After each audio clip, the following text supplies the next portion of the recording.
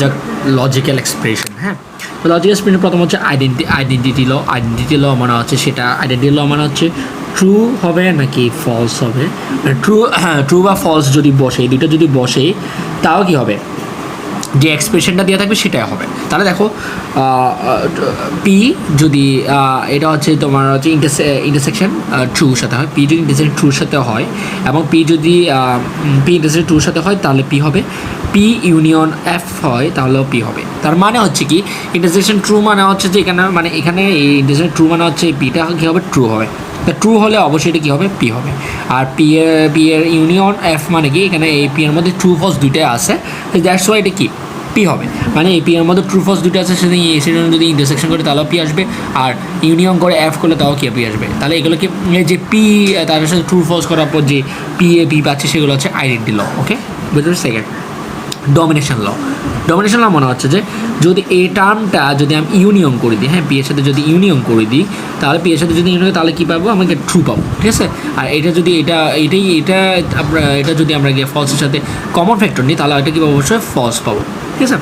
তাহলে আমরা এটা হচ্ছে মিনিট আগে ট্রুর সাথে নিলে এটা পি পাবো, আর এখানে ট্রুর সাথে এটা ফুলটা নিলে তাহলে ফুলটা মানে বেসিক্যালি ফুল ট্রুটা মানে এখানে বেসিক্যালি ট্রু সবচেয়ে বড়, তারপর হচ্ছে পি, তারপর হচ্ছে এফ, এটা হচ্ছে রেঞ্জ। ওকে, তাহলে ডমিনেশন ল হচ্ছে এটা, ঠিক আছে। আইডেম্পটেন্ট ল হচ্ছে যদি পি এর সাথে পি ইউনিয়ন করি তাও পি আসবে, মানে সেম জিনিস সেমভাবে আসবে, সেটা ইউনিয়ন করে বা ইন্টারসেকশন করে হোক।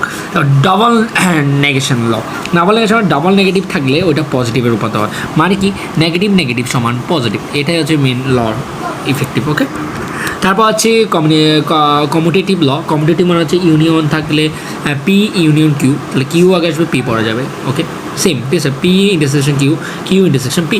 ওকে, তারপর হচ্ছে দেন অ্যাসোসিয়েটিভ ল হচ্ছে P union Q union R, তাহলে পি আর কিউ আছে প্রথম, মানে এখানের মধ্যে পি আর কিউ আছে, পরের বার কি কিউ আর হবে, ঠিক আছে, এই যে কিউ আর প্রথম পি কিউ তারপর কিউ আর। ওকে, তারপর এখানের মধ্যে দেখো পি কিউ ইন্টারসেকশনের মধ্যে আছে আর বাইরে আছে, তার সেমভাবে অ্যাসোসিয়েটিভ মানে কি প্রথমটা থাকলে মানে এখানে অ্যাসোসিয়েটিভ আছে কি ফার্স্ট ইকুয়াল টু সেকেন্ড, মানে ফার্স্টের যে ব্র্যাকেটটা ইকুয়াল টু সেকেন্ড ব্র্যাকেটটা, ঠিক আছে, দ্যাটস দ্য রিজন। ওকে, এটা অ্যাসোসিয়েটিভ ল, এটা ইম্পর্টেন্ট আছে। ওকে, তারপর হচ্ছে ডিস্ট্রিবিউট ল কি ডিস্ট্রিবিউট হচ্ছে মানে ডিভাইড, মানে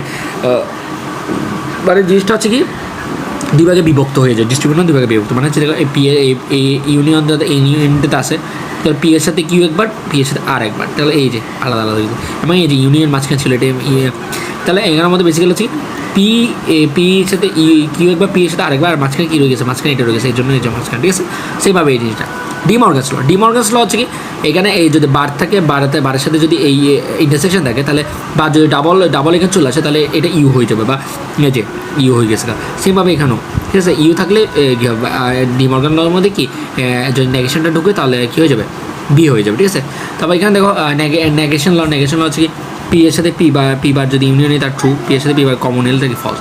এটা হচ্ছে আমার mathematical logical expression, that is the mean.